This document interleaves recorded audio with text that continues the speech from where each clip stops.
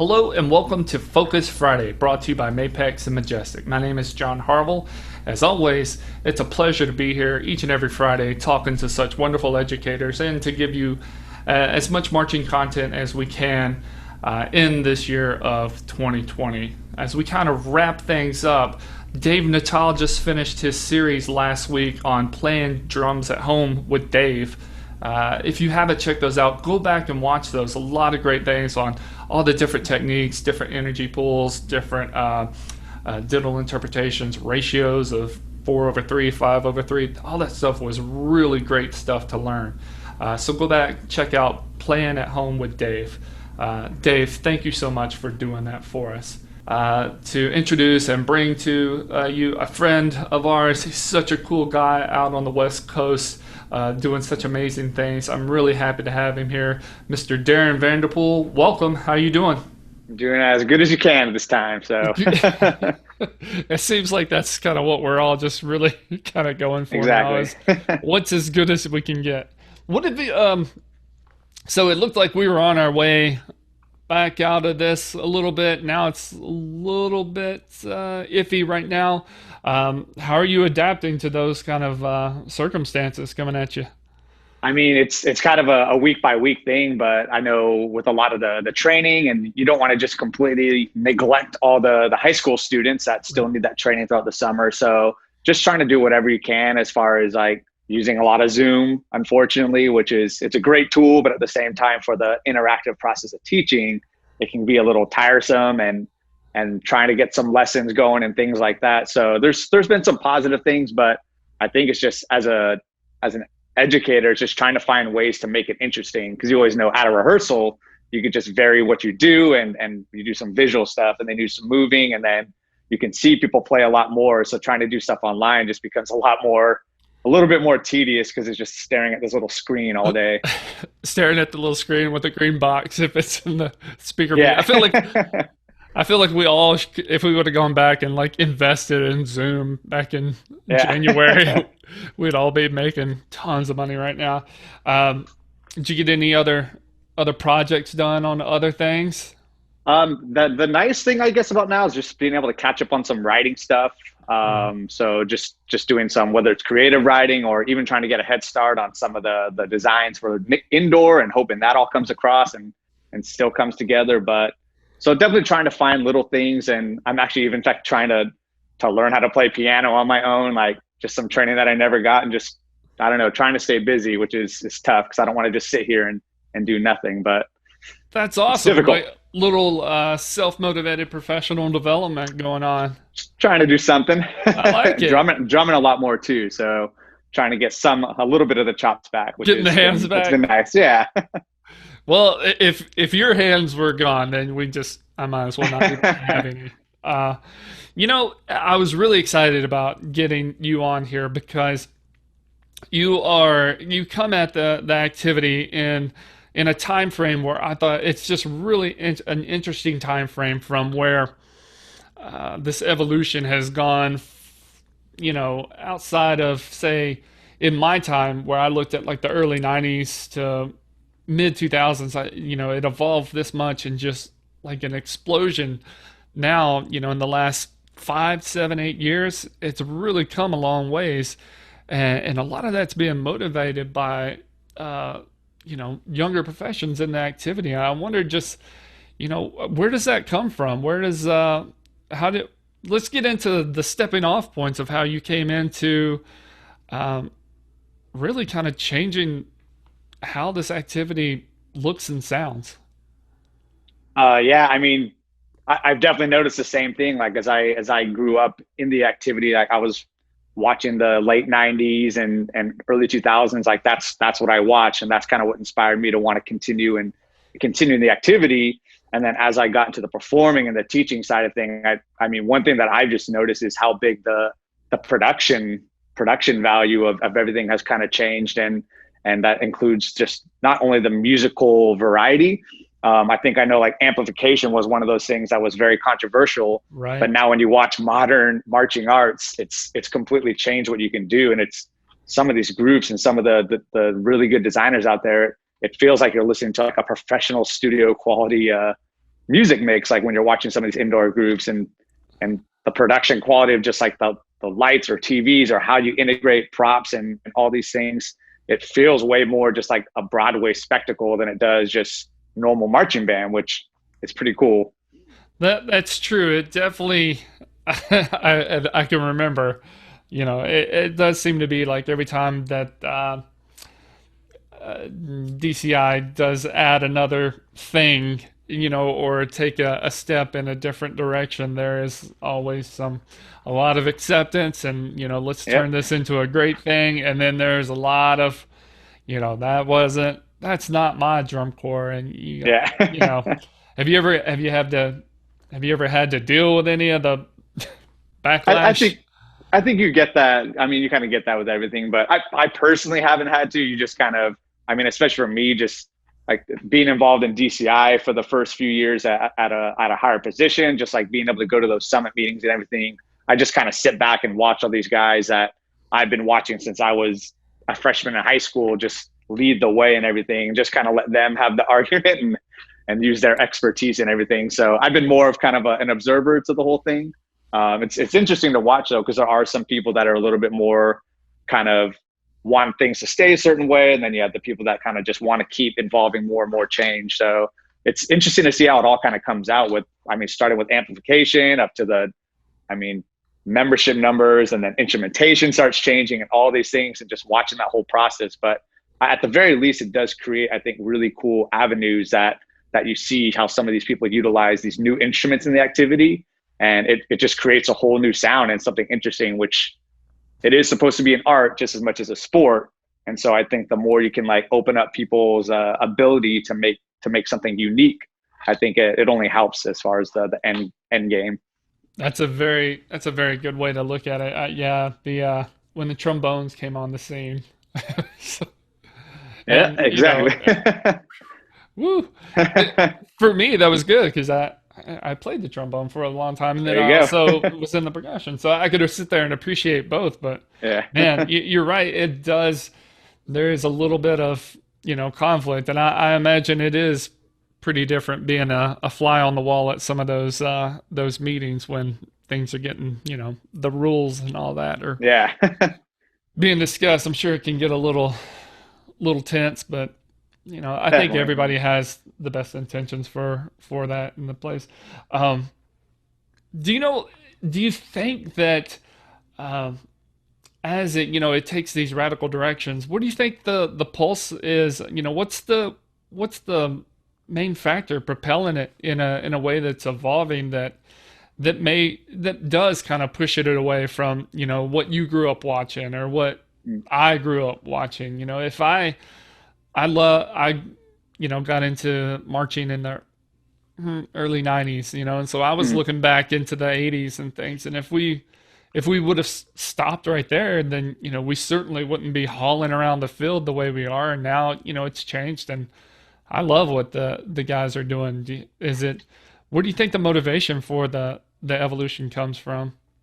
I think a large part of it is very much the visual package. And I think the visual package helped drive the musical package as well. So when you see all these thematic elements, I guess, involved, and not only just like how people move and integrating more dance and more I guess modern choreography into the marching arts. I felt like that also kind of pushed the musical thing to explore new ideas, because now that you have, I guess, more involved body and integration of that stuff, and integration of visual elements and things like that, whether it be props or stuff like that, it also allowed some of the designers and the musical designers to have a more, I guess, thought out idea of how they wanted the show to be, which made it more of a production, if that makes sense.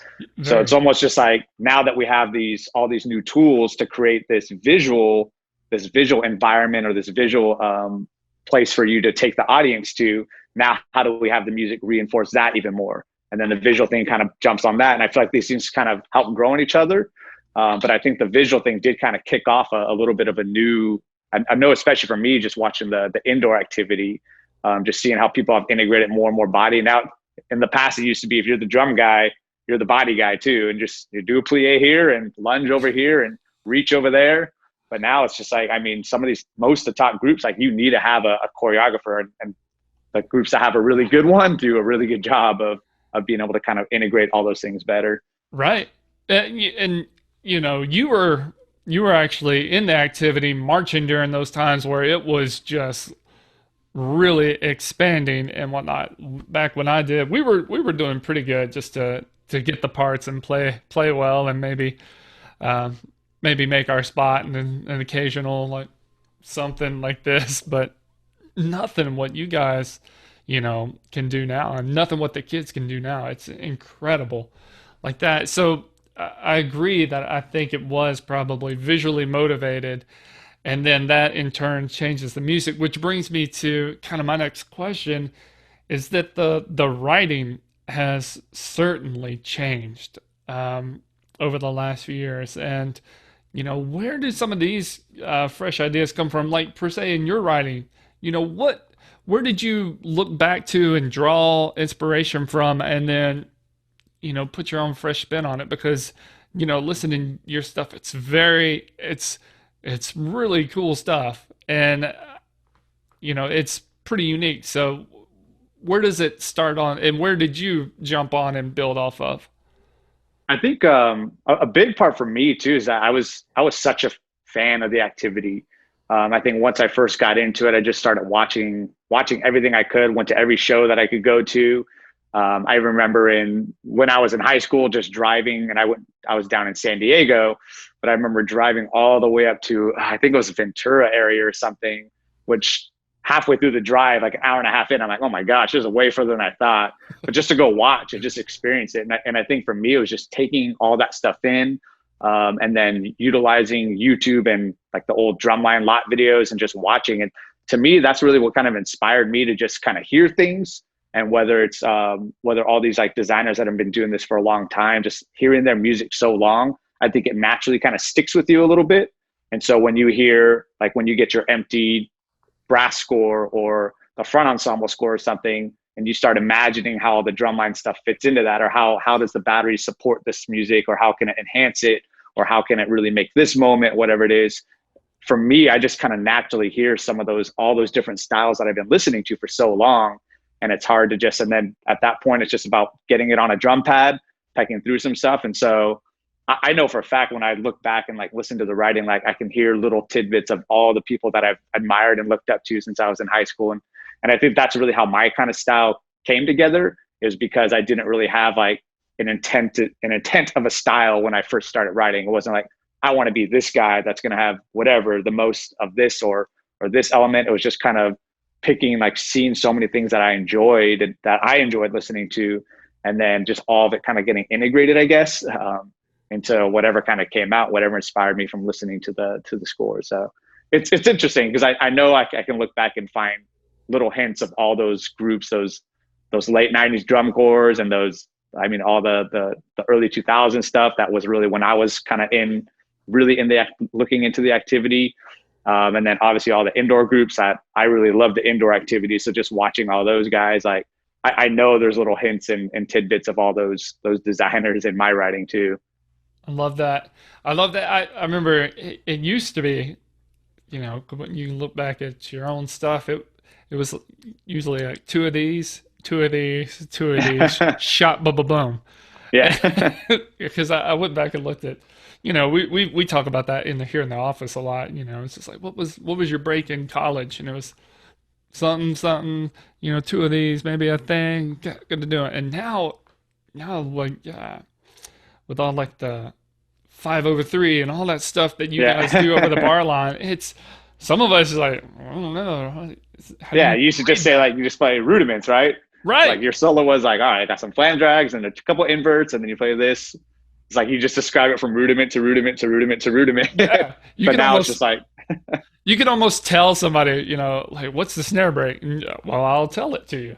It wasn't, reading it out. Yeah. I mean, is it something like you just like, the bar line? There's no holds barred. There's nothing stopping, because seriously, like some of the things that the lines are playing now, we sit there and like, dude, I dig that. Yeah. Don't know if I could write it out right now. you Hey, know? I still have the same thing too. So I still watch them. Like, I mean, every now and then, like we'll write, and then I'll know and listen to. Like, I mean, I've been a big admirer of a lot of the writers, and like Mike Jackson will write something, and then you just hear that, and it's like, oh my gosh, I could have. How did anyone think of that? Like, whether it's something simple or just so musical, and just so I think that's the cool thing about the activity too, is like you can still, there's always someone kind of pushing the next level. And I also think a big part of this too, kind of getting back to your original thought, was like utilizing some of the younger members and the actual students in the activity, because they're the ones that are really kind of in the thick of things. And so I know sometimes you'll watch like an INE, and some of these like incredible INEs that go on, and just like, wow, that idea or that musical thing that they did was so cool. And you can kind of integrate that stuff. So I think with all the social media and being able to see everyone has their avenue to kind of express what inspires them to drum, it's just like you kind of see that stuff, and all that does to me is help fuel the inspiration for creativity. Just because you have so many voices that are able to be heard now, as opposed to just it's like the 10 instructors and writers, and then it's just like, here's the music, like that's it. It's like now we have so much input from all these different places. Right. Did uh, did you ever have somebody that, would turn over the reins to you as a younger, like a member, as a player, to be able to, let's see what you got, right? Some of these exercises, can you guys do this? Like, is it, because we've talked about sometimes the membership, maybe the maturity level, as a player, as a writer, is growing and growing Mm-hmm. more. Did anybody ever hand over the reins and say, like, why don't you come up with the roll exercise or the flam exercise while you were in there? I think it started. I was actually pretty fortunate. My older brother is Gabe Kobus, and he was a musician. He did drum line. He taught. He was a mallet player. Did Blue Devils in the late '90s, and then he started working for Sibelius. So while I was in high school, he was able to get me just like, I mean, he doesn't work there anymore, so I don't think I can get him in trouble. But he was able to give me a free version of Sibelius, and so I just kind of started playing around with it. And I think as a young writer, like that was the biggest thing, is just like actually put something on paper and just start doing that. And so it started with me just writing some silly cadences for the high school, just some like exercises that I thought were cool. And I'm sure looking back, it's just like, nah, they weren't that cool. But I think just like you We're start. gonna have you post them.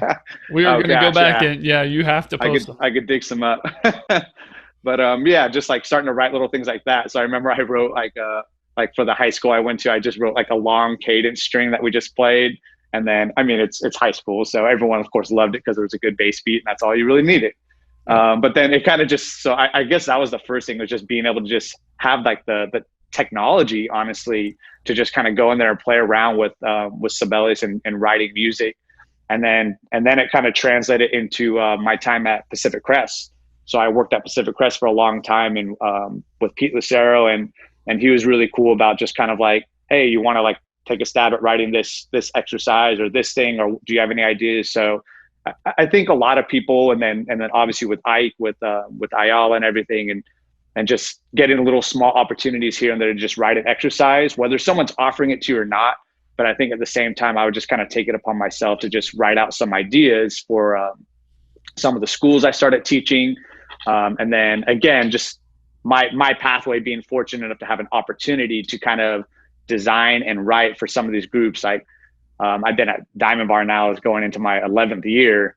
And some of those first couple of years when it's just kind of a little bit of an unknown group, I got to just take a stab at writing, and you see the show, and it's just like, oh wow, that was not as good as I thought it would be. So it's just like that whole learning process was I think very beneficial for me to be able to kind of grow as a writer, to just kind of see what stuff works, and sort of find the style a little bit, I guess. But yeah, so I mean, there's countless examples I think of just little tiny opportunities I get here and there. But it really just started with, no one really had to tell me like, hey, can you write something? It was just, I wanted to start putting stuff on paper. And so just kind of starting that process, I think, is a big part of getting more and more comfortable. It's just like, whether or not someone's telling you, like, hey, write an exercise, like, doesn't matter. Just write an exercise if you want to. And then if someone wants to use it, or you could even ask and bring it to your instructor, and just say, hey, what do you think of this? And maybe they allow you to put it into the program. Sure. I would think, Glenn was talking about, uh, being a Vanguard in the the late 80s, early 90s, and then somebody just they went off somewhere, and somebody asked Murray had asked if he can show the line of something, and when they came back, they were kind of putting together like Martian Mambo, which is still, and I was like, that's great because the future definitely belongs to the the current, and if Yeah. they taking stabs at things and just trying things out, it's awesome. You Yeah. mentioned some of the places that you would pull some of that inspiration from, or some of the big influencers on you. Who are some of those, and who's kind of helped you along to get to where you're at? Yeah, like I know just watching as being an observer, like when I first saw drum corps on a video for the first time, just I was kind of immediately just kind of entranced by it. And so like I said, my brother actually did drum corps, but at that time I was so young. I kind of vaguely remember being forced to go to the shows and seeing like Old Velvet Nights and just like, well, this is kind of cool, but just not really remembering it. But then once I got into high school and started getting into the activity, I had a couple of friends from high school that went and marched Blue Devils that were brass players. And so it kind of like allowed me to kind of see their experience and their pathway. And so the more I started going to shows and just seeing like those early 2000 and like Vanguard lines, like the 2003, 2004, I think 2003 was the first live show I went to. And those were some like the best, not only like Blue Devils and Vanguard were two of the top groups at the time. And just watching them live for the first time, it was pretty incredible. And then from that point on, just getting more and more into the activity. And like Mike Jackson was a big influence out here. So I remember watching when he was at Vanguard for a while and just watching their music, and just it's so different and so unique. And then the more I kind of like go in there, and just like I'd always been a fan of RCC from the first time I saw them. And so Sean Vega and the originality of all the years, or all the music that he did. And then even my first drum corps experience was John Mapes and Jim Wunderlich, which is I think a pretty Not bad. a pretty Not bad great at team all. yeah. So just like, again, just being able to play that music and hear all that stuff come forward. So there was a lot. I mean, I can't pinpoint any like one particular. I feel like I'm even leaving out probably something really big that I watch is just like, oh yeah, there was that too. That just, I remember hearing it and just being so inspired by it. But it's a lot. I think as you're a fan of the activity, you just hear so much stuff that you even sometimes forget what you saw. Yeah. Do you ever when you're writing, do you second guess yourself, or do you roll with like your first gut instinct on something that you're writing? Are you trying to, I've heard this somewhere else, I'm gonna do it this way, like? I think that's one of my biggest challenges actually, and it takes me a really long time to write right now. And I think sometimes you get stuck in the weeds of just you want everything to kind of be unique and like, is this really like the best thing they could play here? Is there something that could be better, that could be more effective? And so it's really difficult for me to sometimes get out of that. So a lot of times what helps me is just trying to drum things out a little bit more, and just if it flows really well, if it sounds really musical and it kind of supports what it needs to support, and it can be kind of unique and that counter rhythm or whatever, with the times when you could use that. It's trying to be a little bit balanced about that, because there is a give and take, I think, in especially marching band, Sure. but even so in drum corps and indoor.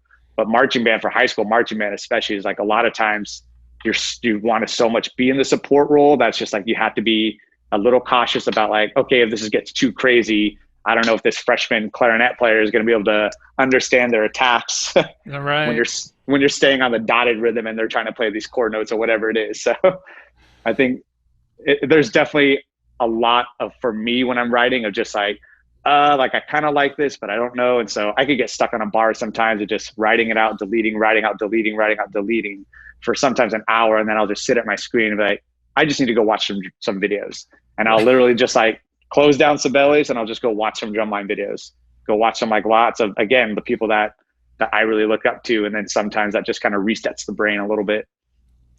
That's another good point, is because you teach at several different levels. So what do you enjoy one more than the other? So I just got to fill this space for, some marching band, and then, you're teaching with sort of the best brass lines in the world. Like, I can really let go and just get wild and creative. Do you ever just feel Like, I'm just going to let it all out and then I'm going to hold it all back. Yeah, and I think it's sometimes it's the identity of the group a little bit too that like allows you to do that.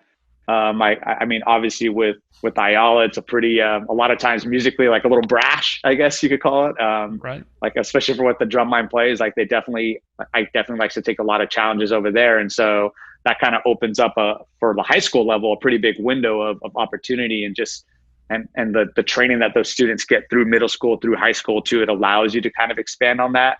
Where it's just like some of the high schools that you're writing for might be a little bit less experienced. So I mean, when you have freshmen and sophomores that didn't have a middle school program, so there's always, I think, a change in the balance of not only the talent that you know you're going to have, but then just what is the drum line's role at all point. And I always try to use this because to me, it's like as a young performer and instructor, it's like you always wanted everything to be as cool as possible. And I think sometimes you got to realize like some of the best music groups out there, the drum set player is not trying to do the coolest thing possible at every moment of the song. Yeah. It would get to a point where it's unbearable. It's just like, okay, like take a back seat, like learn how to just let other people have their moment, and where you can just be a supportive piece in the music, and it's still just as cool. And I think that's something that's just like I just had to learn. And at the high school marching band level, I think the drum line does at most time need to be a timekeeper for a lot of the music. And then you can have your moments, but even in those moments, it's just trying not to throw the marching band off too much. Whereas when you get to the drum corps, and like this is something I experienced with the Mandarins, it's like, man, when those brass lines like hit their holds and hit their moments, just like you can't write all this little stuff. You're never going to hear a note of it. It's just like sometimes like, all right, if you're going to hear these impacts, it's just like, you know, that you're competing with a much more mature, big sound. So it's interesting, like the different experience in those different things, which for me is all pretty recent. It's within the last 4 years, really experiencing independent world, scholastic world, and the indoor activity, world-class drum corps, writing for that. And then obviously some high school stuff, both in local circuits and then Bands of America stuff that I always been starting to do. So. Right. Yeah, it was definitely a pleasure to hang around in rehearsals last year out and came down to Texas, and then even ventured out and caught you guys up at finals out there on that field outside of Indy. Very, very hot. And then you guys got to go into the indoor space, and yeah, man, y'all would work. Y'all would work. And I was sitting there like, I don't miss this.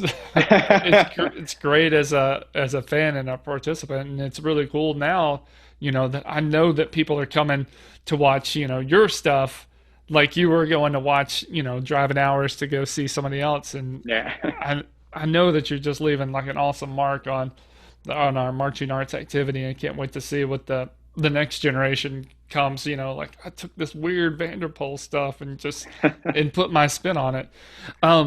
What about some of the things that you've learned being with different groups, teaching different groups, sort of the good and the bad of programs, and being able to recognize those and learn from them that you apply to your program as you move forward?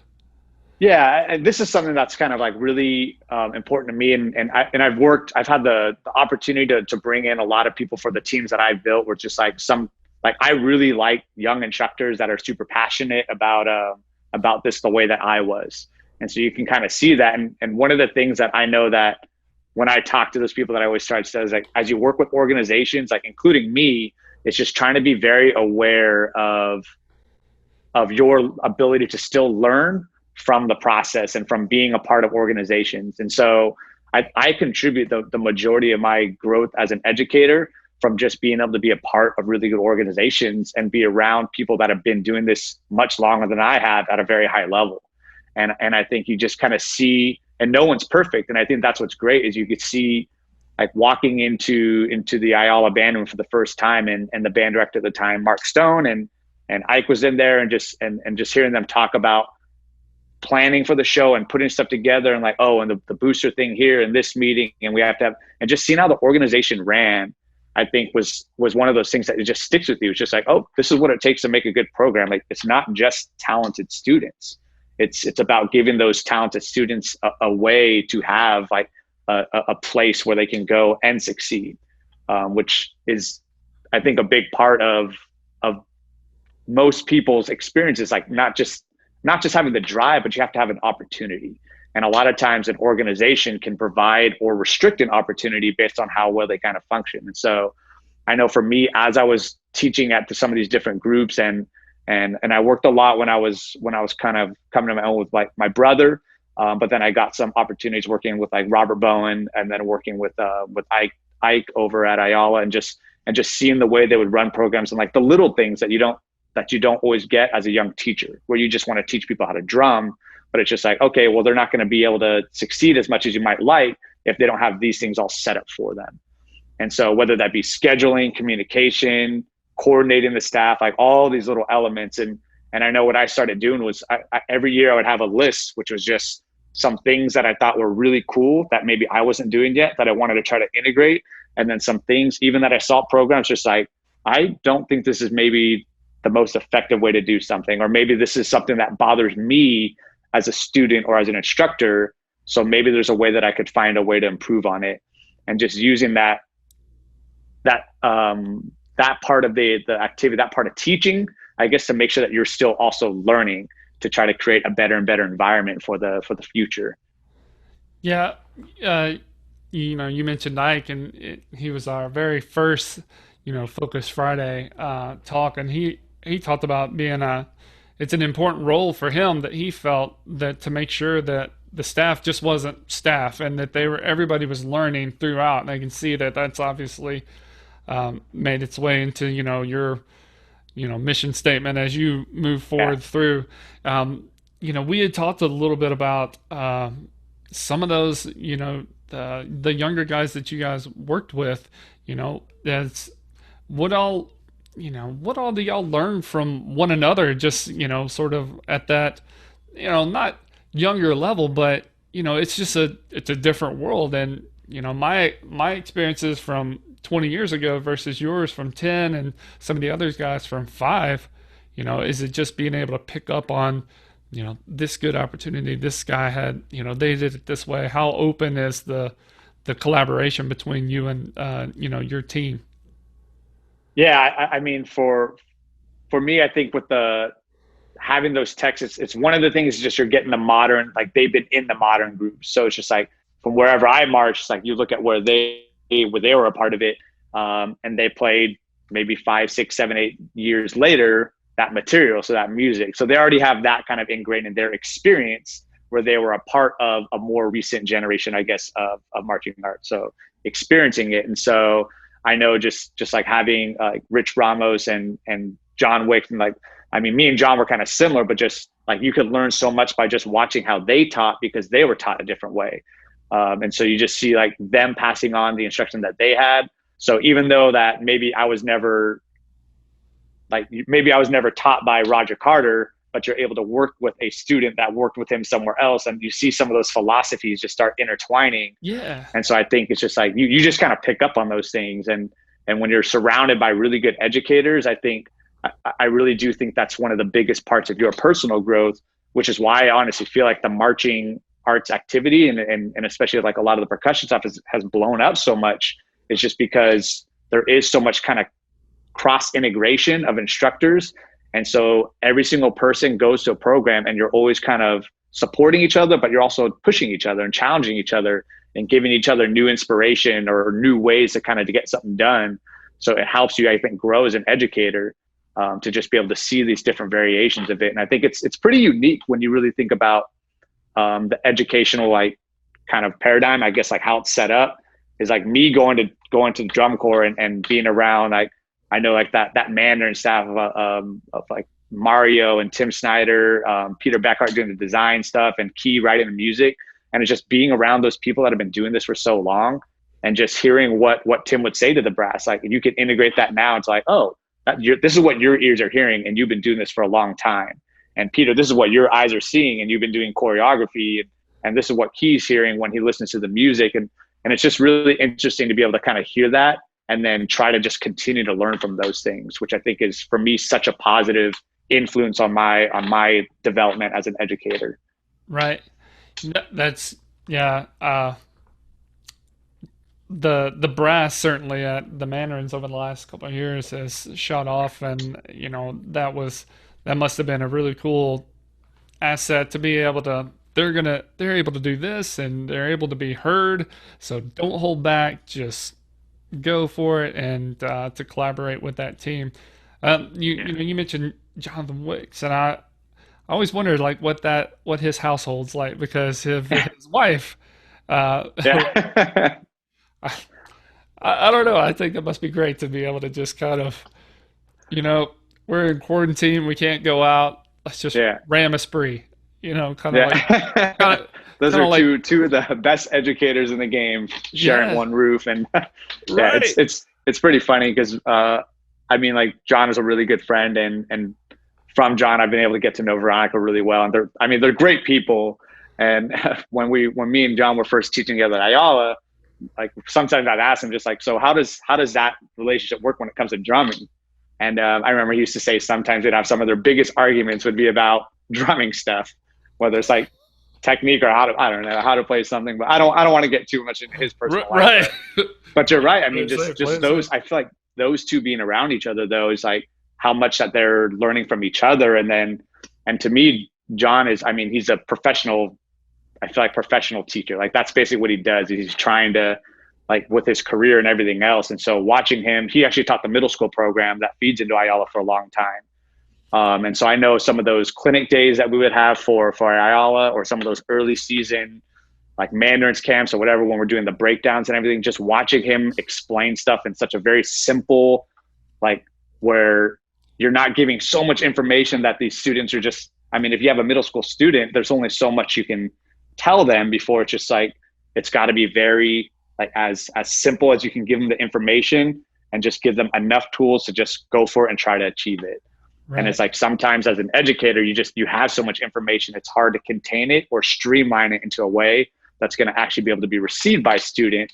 And I think there's no more obvious, like, demonstration of that with a middle school student, because it's just like they're only going to be able to take so much. And so I know watching John work with those middle school students, it was just, to me, it was just incredible. And I learned so much from that, as far as the early stages of developing, and ways that you can really, like, use some of these simple exercises and simple ideas and some simple vocabulary even to just try to, like, get some of these points across. So yeah, it's definitely a great experience being able to be surrounded by so many people. And I think Yeah. that's what's really contributed a lot into the growth of not only myself, but a lot of educators out there. Right. He's obviously Mr. Wicks has done a great job because Ayala is just consistent, and obviously they have a great base to start with, and then they get up there, and you guys just rock them to the next level. Um, Yeah. yeah, so that's awesome. We've also talked a little bit, and we mentioned a little bit earlier about kind of the maybe. Members now currently, and certainly in like the upper echelon WGI groups, DCI groups, have a kind of a, I want to say, like, a greater understanding of what's going on around them, a little bit more kind of in the loop than per se I was when I just thought we were just having a really tough summer. And but everybody seems to know how, with that generation, now coming up behind the younger group, Mhm. knowing a little bit more, maybe even being a little more like, I don't know about this. I don't think this works here with that. How does that keep you on your toes? I think it could be a positive thing, and a negative thing at times. Just, I mean, because I think whenever you get a group of people, even if it's all people from my same generation, like, we might disagree on certain, maybe a musical idea or something like this, or how to achieve something, or how to put something together. And I think that's just because there's, like we said, like, there's a lot of information, a lot of knowledge out there. And I think it's a valuable thing too, because if you, for me, like, just being able to open your ears and allow everything to be kind of a discussion, and make sure that everyone that's in the group is humble enough to be able to look inward and just think, like, is there, okay, maybe there is a better way. Obviously, like, with students and everything, one thing that I've always tried to bring up at the beginning of the year is just, there's an appropriate time to do it, because I Right, think there right, right, there right, right.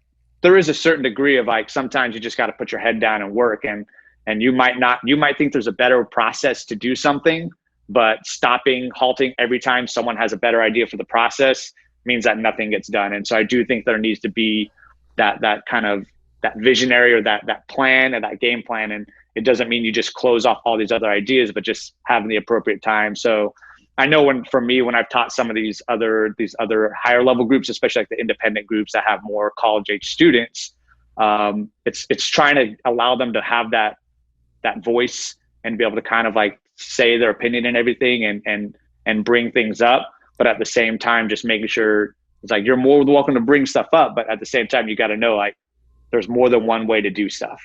And you might not always agree with this way, but it's still possible that this way is going to work, and you just got to kind of trust it. And I think sometimes we can all struggle with that a little bit, especially if you're really passionate about, like, I really think we should do this. But I think with the students too, is like you were saying, it's just information. I mean, I remember while I was watching videos, like, you could watch the shows. I could find ways to watch shows, whether it's buying the drum corps DVDs or WGI DVDs, back when they used to just be able to release all that stuff, to watching lot videos. But now you could see rehearsal footage, head cams. You could watch like people teaching. You could see how someone breaks something down, different philosophies, learn the music stuff. Like, you see all these different things where the amount of information that the students, the marching members have, like on a minute to minute by minute basis, is like someone marching at the Mandarins knows exactly what the Blue Coats just did their show 2 days ago, because it's on YouTube. And it's just like, so they're seeing like the stuff that other people are doing, and they're able to watch it while on tour, as well as just get updates on the scores. Like, the night's done. And I mean, I know it was probably the same when you were marching. When I was marching, it was just like, did anyone call anyone? Anyone find out the scores? And you're just kind of trying to wait to find stuff out. Where now it's just like, sometimes before I even know, we'll be in a critique or something, and I'm sure some of the members already like know what the scores are, and kind of know what's going on in the competitive landscape. So I think there's positives. Like I said, there's positives and negatives. Like, I think part of the nice thing about drum corps sometimes is just being on the road and just working hard, and you pick the group that you march for. No one forced you to go there. So just like, I'm on this train, I'm on this journey, and just trying to be a part of that process. But I also think at the same time, some of these students have great ideas, whether you're fresh out of high school or a brand new instructor. Like, sometimes some really great ideas come from those minds that are just have an idea of how to maybe do something or play something or whatever it might be. Right. I really appreciate the fact that you thought that after I was done with a show, someone would call with the score. So I can tell you, it was a calling card and a line for the payphone. That's those weird things that have spider webs all over them nowadays. Anytime you see one, you're definitely gonna get bit by something for that. But maybe that's what that knowledge is. It's just that the current members have a greater knowledge other than what's just flowing to them from what they're being told. Maybe that's really kind of where it is. It's pinpointed. They know what somebody else is doing, and they know what they're doing in rehearsal, or they know what their score is instantly. Yeah. So maybe that's where that comes from. That's a great point. What are some of the biggest joys and challenges you've had in the designing process? I think the challenges are just like the first times trying to design a show, and I think part of it comes from just what you kind of have budgeted for a program. Sometimes, just, I know for me at least, it was those first stages was you have this grand vision. And I think a lot of times, like, people will have like a really good vision, but then it's how do you actually bring that to life? Because there's so many moving pieces, so much farther beyond just having a vision for something. And so I know for me, it was either like the floor wouldn't look the way I wanted it to look, or for indoor, obviously, or the props wouldn't look the way you want it. And then you have this idea for this body theme, but I don't have enough experience to try to put that together. And so I think some of the biggest challenges was really trying to build the program first and foremost, and build the infrastructure to allow yourself to bring in the experts of the different fields. And so now you could bring in a visual person and a choreographer. And I know for a lot of the schools I work at, like, I brought in this guy, Ted Chang, and he had been working with Arcadia for a while. He's one of those rare, I think it's more common now, but he was a brass player, did Blue Devils, but then did the indoor activity. So I know a lot of people that kind of just like do a few years playing cymbals or play some instrument.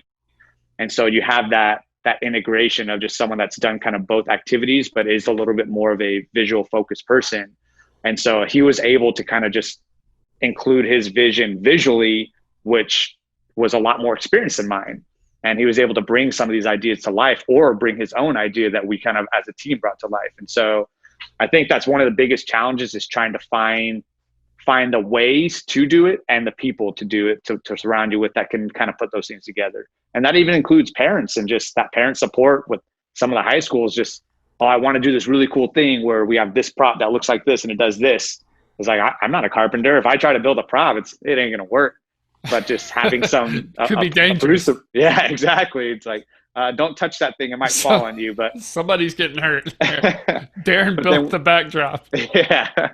But then, I mean, I know some of the programs, like one of the programs I work for, the booster program, is so strong. It's just, we have like basically an engineer dad who I could sit down and talk with and show them my crappy little sketch of the prop, and they could be like, okay, I think I can make this work. And so I think that's been one of the biggest challenges, is knowing that it's more than just having the vision. And the vision is great, but if you're going to be the one that's running the program, you really have to bring in people that can help bring that vision to life, because no one person can do everything.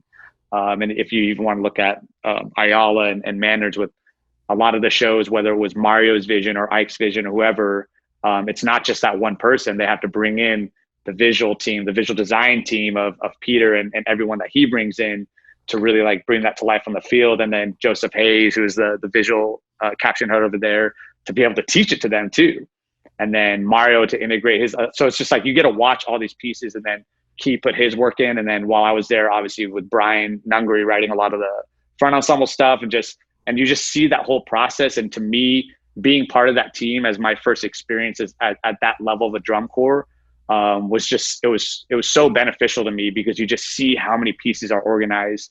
And then that's just all the design and the teaching. And then you look over to like JW and realize like someone's got to get all those pieces there and get the paychecks cut and get the props built and get all that stuff. And so I think that's been one of the challenges, just going through organizations. There's so much more beyond just what sometimes we want to do, which is just teach drums, but to really build a successful program, there's so many layers involved. And from like, it doesn't matter the lowest paid tech, like just as important, the one that's gonna be teaching the people on the field, all the way up to the director that's trying to put this stuff together, to the parent that's going to cook food or build a prop or paint something. And I think that's been one of the biggest challenges, but learning that has essentially become one of the most enjoyable parts of it. And that's kind of why I wanted to start with that, because like now one of the biggest joys is like, you meet all these people and you get to work with so many things. And I mean, I know in my time doing this, I've learned so much about things that I would never have learned about, just because we bring in experts and just you watch them teach choreography. And so you're starting to learn dance stuff that I never learned. And then you're seeing people build props and talk about engineering things that I never went to engineering school. So it's just really interesting to see. And that's to me a big joy of the process, is just seeing all these different people work together to build a production. And that when it's all said and done, it's that 7-minute, that 10-minute production that you just put on the field or on the floor, and all those pieces that go into that. Right. You spoke about how it's mandatory. You can't do it all on your own. You can't trust that. So you have to take maybe your idea or your vision.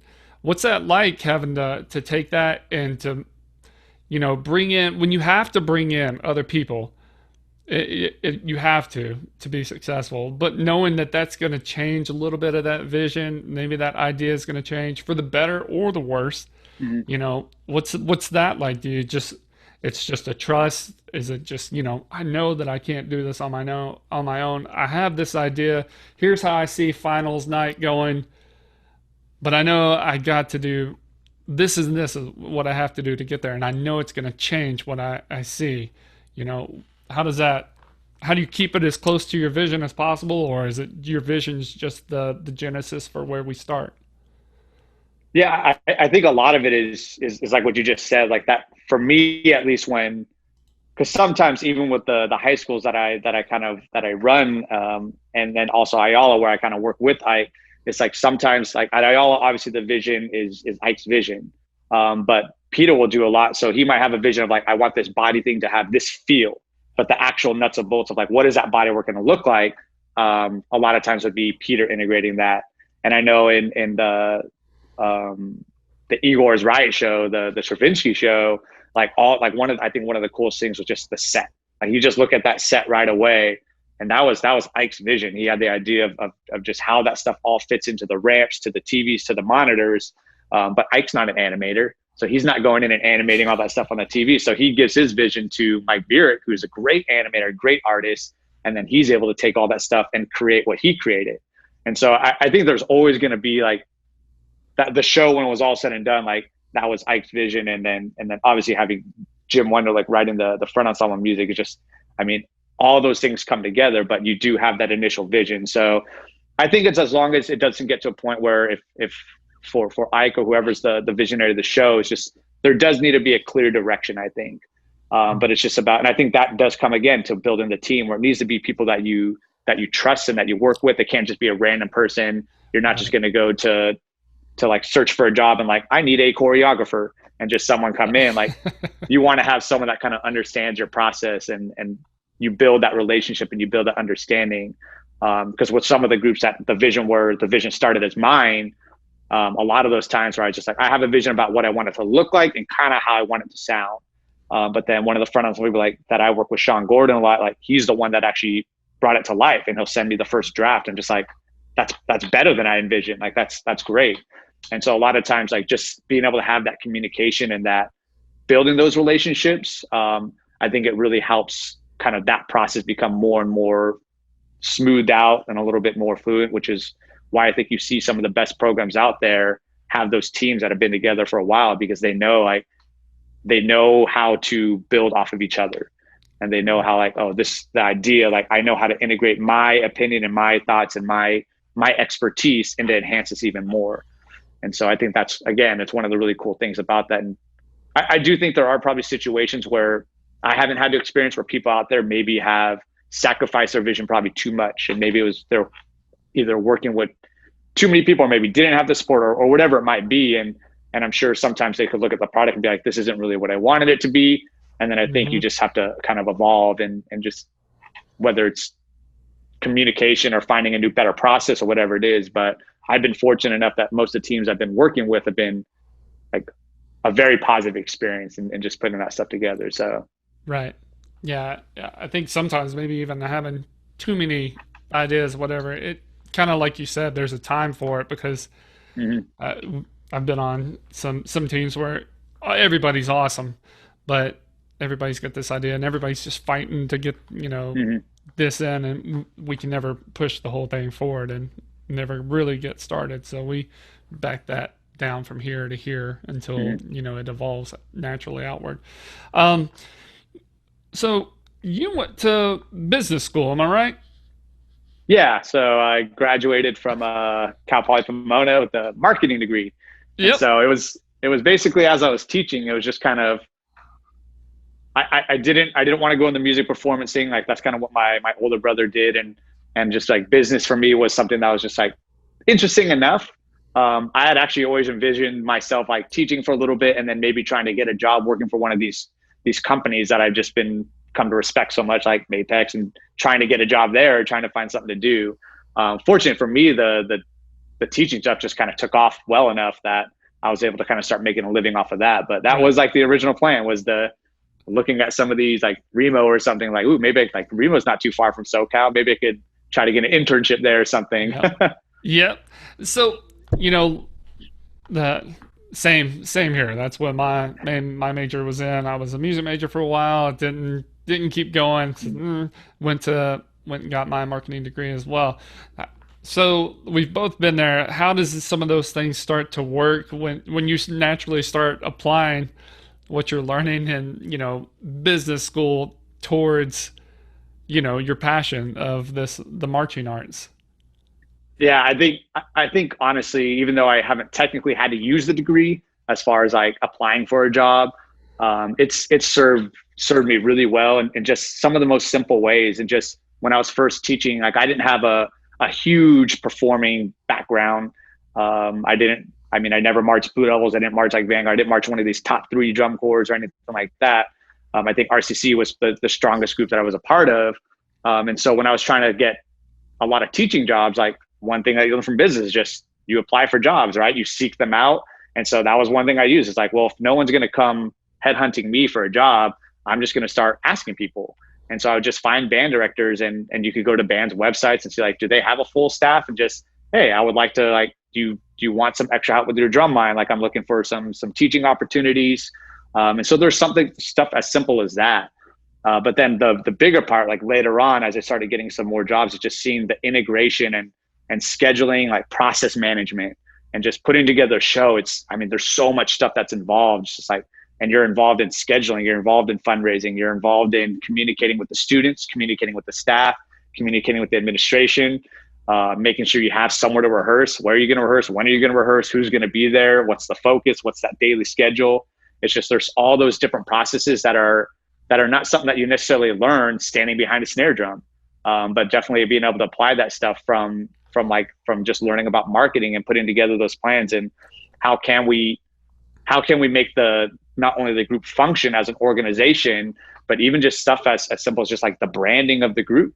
And it might seem like, oh, does it really matter? And it's just like, well, if you want the students to walk in and feel like they're having a world-class experience, just like the brand of the high school music program, like, says something, and just having that, like, whatever that is and whatever you want to create it to be. So to me, it's again, one of those things that learning kind of the principles of all of that, and then seeing it actually applied to marching band, we're seeing how well a group like Ayala, who's been doing it for a long time, had done it.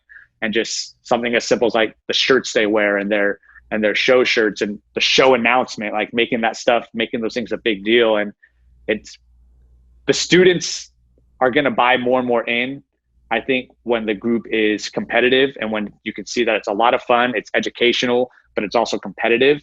And when you feel like when you walk in, you're a part of something really grand and really big. I think the students are going to really buy into that. But more important than the students to me is the parents at the high school level. So if you can get those parents to show up to the program and just be like, wow, this is worth the money I'm donating to this program. This is worth the time I'm allowing my student to invest into this. And if the parents show up and it's just kind of unorganized and they don't even really ever get to meet the instructors. So even just something as simple as like parent meetings and everything. And so to me, these are all organizational things, and that really helped me. And also just like running an Excel spreadsheet, which obviously now everyone's kind of on Google Drive, which is similar, but just learning how to build those things to try to streamline the budgeting. So it's just like, you could learn how to use those documents at business school, and just like so much of that stuff has just helped me, I feel like, grow as an educator, because a lot of it is, unfortunately, there's a lot of really great teachers out there, I'm sure, that don't have the best opportunity to teach to their full capabilities, because there's all this other stuff that's kind of roadblocking them. Yeah. So it's I think for me, it was just once I started figuring that out and being involved on those other levels, and trying to work with the band directors and with the administration and stuff like that, and with the parents, and just letting the parents know who you are. It's brought like incredible benefit to the group, I think, just by having that.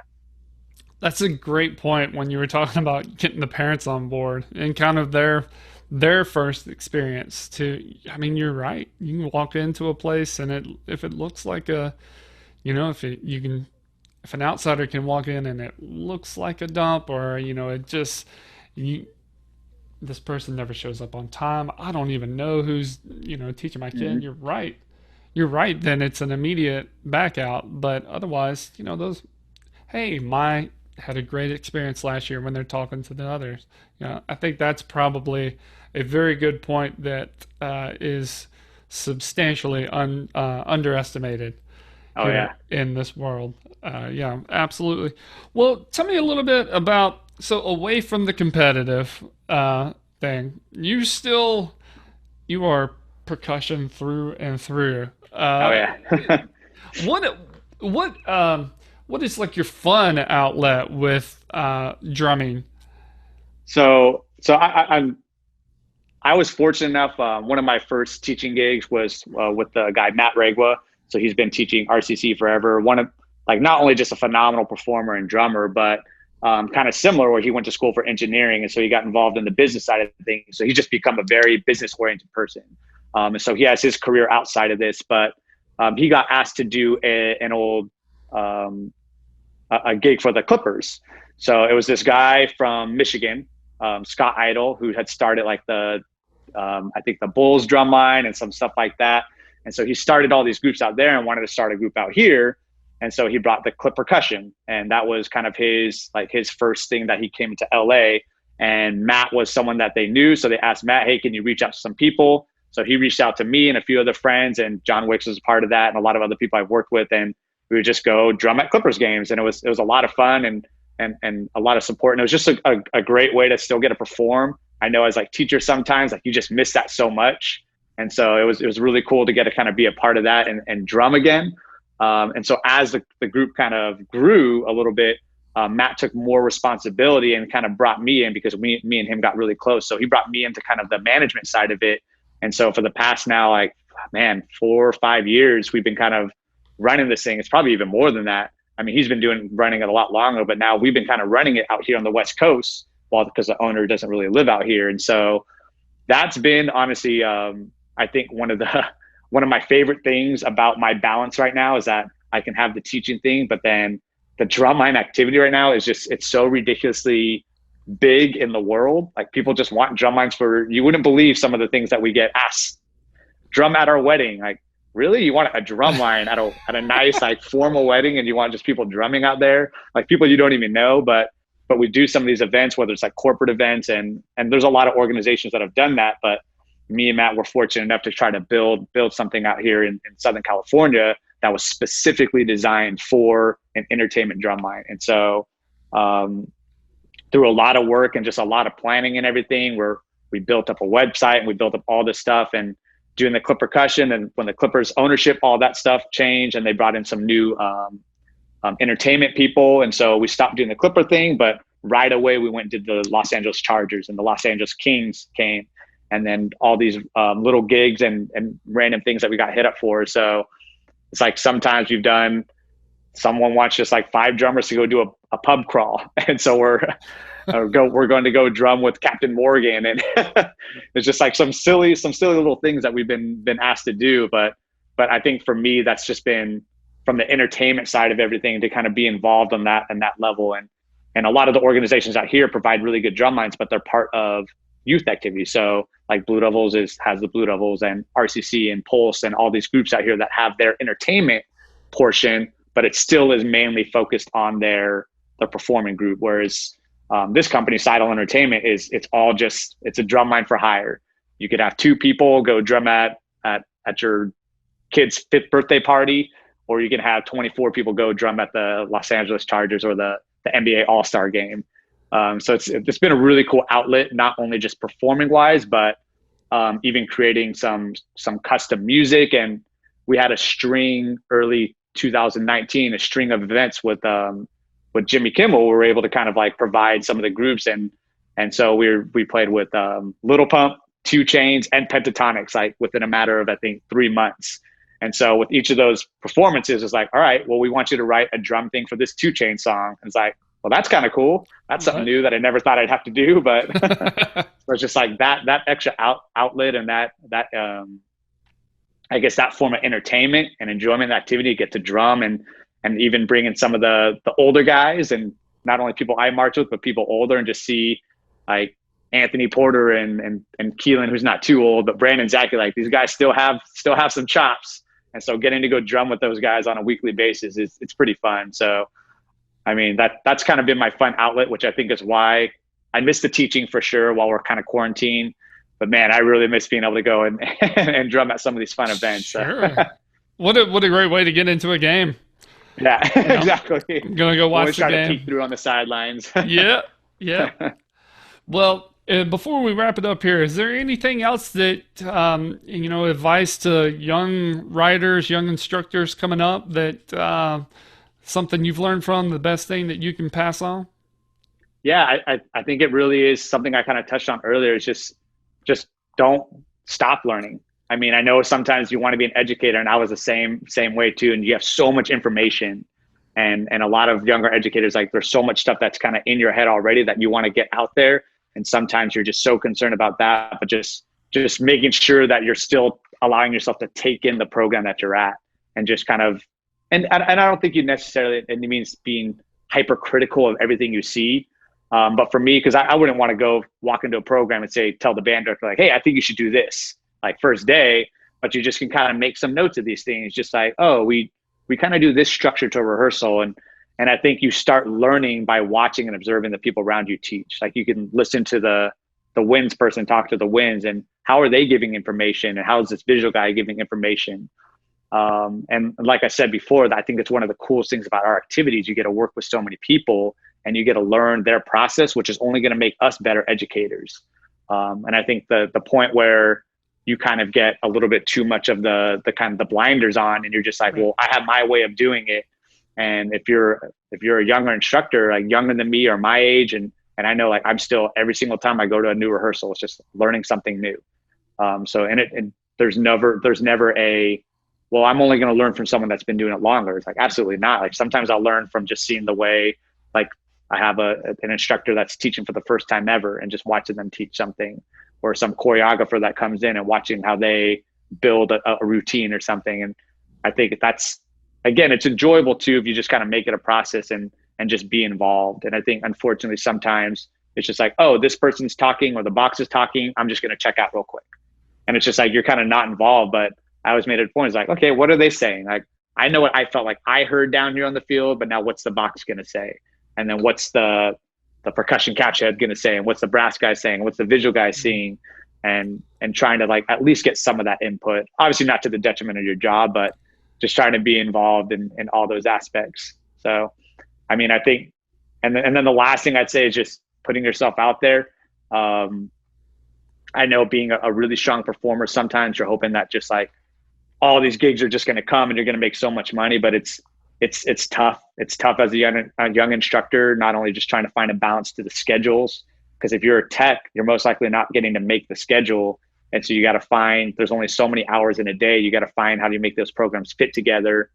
And I know sometimes you want to take on so much and it's just like, well, now you can't give your full to every program. Yeah. And so you can't contribute the way that you're capable of, because it's just hard to find that balance and being able to give that full percentage of your effort to each program. So I challenge that too. And most instructors I work with now, like you kind of go through the ebb and flow of just like finding the right balance of like, okay, this is way too many programs. Now my quality's dropping. And then, okay, maybe I could take on one more. So it just takes some time to find that balance. And I think communicating those things it's going to go a long way to at least helping the process of those groups, of being a part of those groups. Right. Knowing your limitations. Yeah. I mean, like I said, there's only so many hours and most marching band drum lines are only rehearsing after school. Yeah. Some of them I know have class periods, but you're basically trying to find how much can I work between 4 and 9 p.m. Monday through Friday. Right. And it's just like, and that's really your opportunity unless you're able to get some class periods, but it is challenging. And I think some people just kind of get fortunate and find some pieces that work, but I just think kind of sticking to that grind and like I said, I think having that great communication and being someone that's reliable, I think goes a long way. I know that even with the way me and Matt run Sidle Entertainment, it's just a lot of the people that we bring in for these gigs, we don't necessarily always say like we have really strong, talented members, but sometimes it's the most responsible members that are the ones that they're going to be our go-to. And it's like person A may actually drum a little better than person B, but person B is always communicating so well. They always show up on time. If there's ever like any conflict, like we always just know where they're going to be. They're reliable. And so even if that means like something comes up and they have to let us know a month or a week in advance, like, hey, this serious thing happened, like, because those things do happen, but just that having that communication as opposed to the person A who may be a phenomenal drummer, but it's just like, oh, hey, like, just so you know, I'm not gonna be able to make that gig tomorrow because I got this other gig that's gonna pay me more. And it's like, well, you kind of committed. So I just think that communication reliability goes a long way in this activity, especially as a young instructor. Right. Absolutely. Well, Darren, man, thank you so much for taking time out of your day to come and talk to us, and really appreciate it. And, personally, thank you for every time, we see one of your groups on Mapex drums, it just sounds like $1,000,000, and it's awesome. Well, And thank you. yeah, well, absolutely. It's great to have. You're such a great guy, an educator, and of course, ambassador for us. And so we just appreciate you so much. Thank you for your time today. Yeah, absolutely. It was an absolute pleasure. So thanks for having me on. Absolutely. And everybody else, thank you for stopping in for Focus Friday. We are certainly happy to have Darren and everybody that has joined in on these. Thank you so much. And make sure that you guys are joined in and participating in the BIOS Tricks of the Trade contest that is going on now. You can find more of that information on our website. So everybody stay safe out there and have a great time.